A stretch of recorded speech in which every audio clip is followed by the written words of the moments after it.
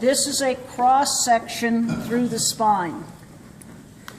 This is the gray matter. The gray matter in the spine is in the middle of the spine. This is going to be the place where we're going to have synapses and connections. The spine is set up so that all of the sensory neurons are coming in through what's called the dorsal horn. In this area, we're going to have interneurons that are going to pick up that sensory information and decide what to do with it. If they decide they need an immediate muscular response, they're going to stimulate motor neurons, which are entirely down here in the ventral horn, and they're going to send messages back out the nerve, and we're going to move a muscle. Oh, so it doesn't have to go to the brain first. So It like does a not reflex. necessarily have to go to the brain, but when it doesn't go to the brain, it can't learn. So it's a reflex. Okay? So the spine, you put your hand on something hot and pull it away, that's a reflex.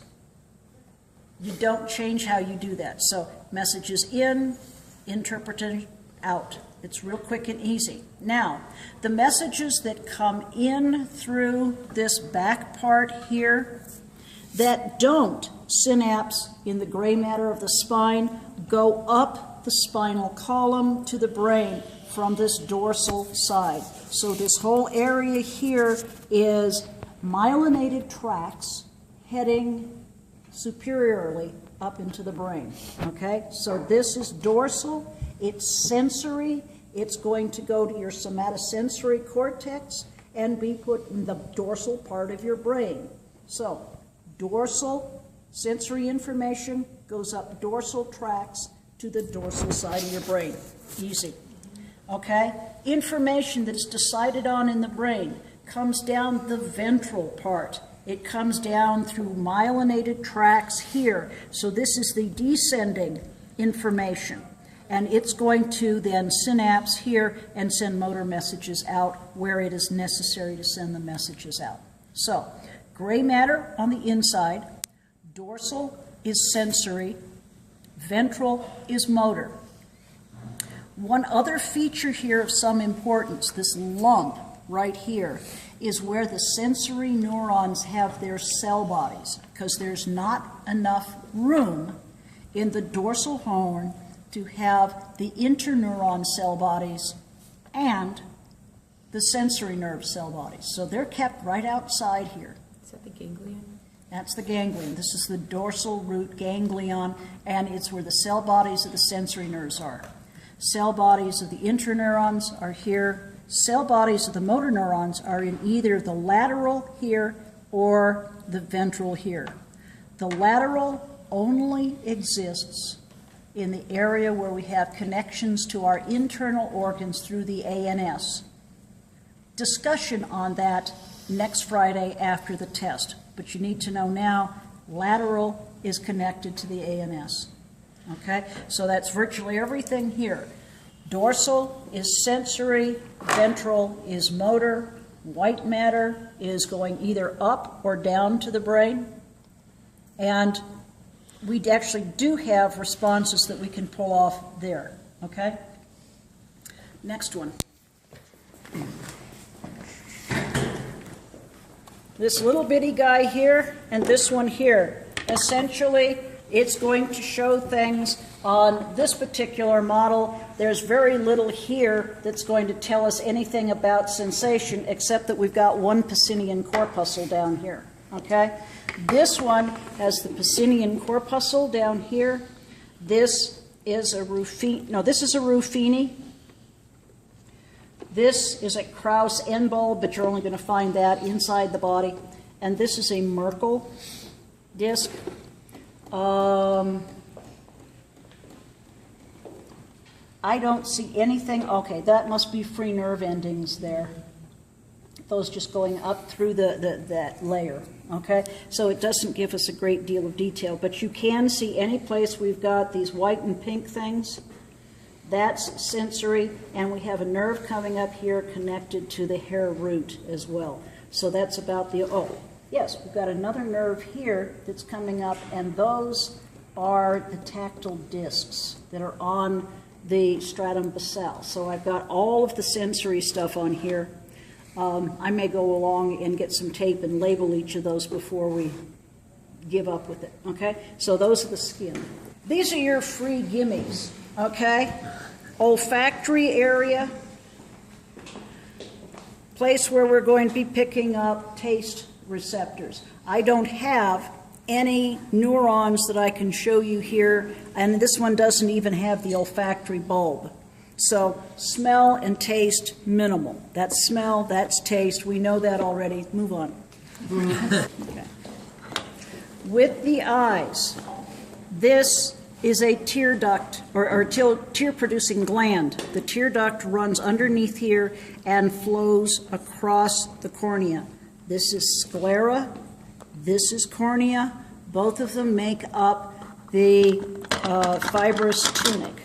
I pull that off, and everything here that is in red on this inner line is the vascular tunic.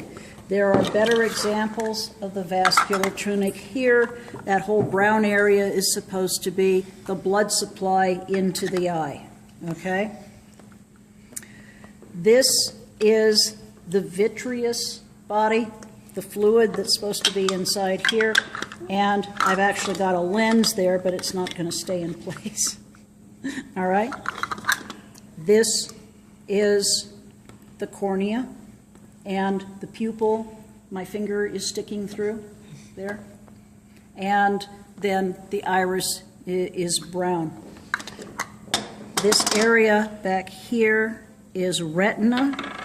And right there with the bright yellow 18, that's the fovea. That's where our cones are in high abundance and we have no rods.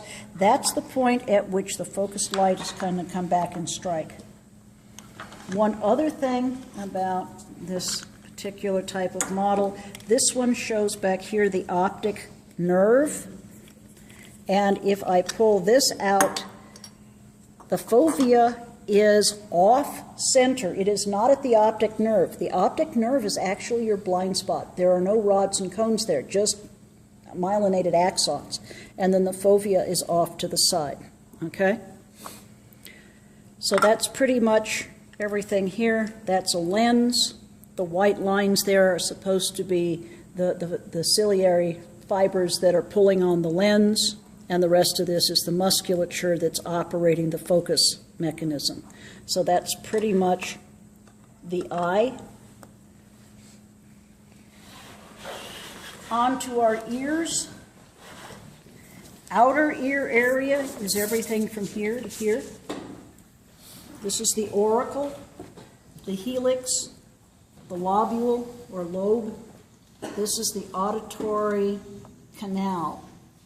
It comes to this point where it makes contact with the tympanic membrane, which is otherwise called the eardrum. Then we've got this air passage from the nose here, which fills up the tympanic antrum here with air. Put it on correctly there. There we go. Eardrum here, malleus, incus, stapes, tuning the sounds that are coming in through the eardrum and sending them into the inner ear, which is this part here. This is making its attachment into the cochlea. This is for hearing. And this one actually comes apart, and you can kind of see the inside of the cochlea as little swirly things. That's not going to be a big part of the test. This is the vestibulocochlear nerve. The cochlear nerve is going into the cochlea. The vestibular part of the nerve has been disconnected from the vestibule. The vestibule is this big sac here, looks like a bagpipe, right? These are the three semicircular canals, all right? So this area here, all of that is for balance. The stapes and the cochlea is for hearing, and the rest of this is pretty much for hearing. One last thing before we turn off the videotape. Those actually are the malleus, the incus, and the stapes, and pretty much the right size. That's what they look like inside of your ear. So now you've got 4 ear models, a couple of these things within Malleus and Incus. We have at least 4 eye models. I've got 2 skin models, 2 head models, and 2 spine models. Go at it. Learn all of the parts. Are we doing the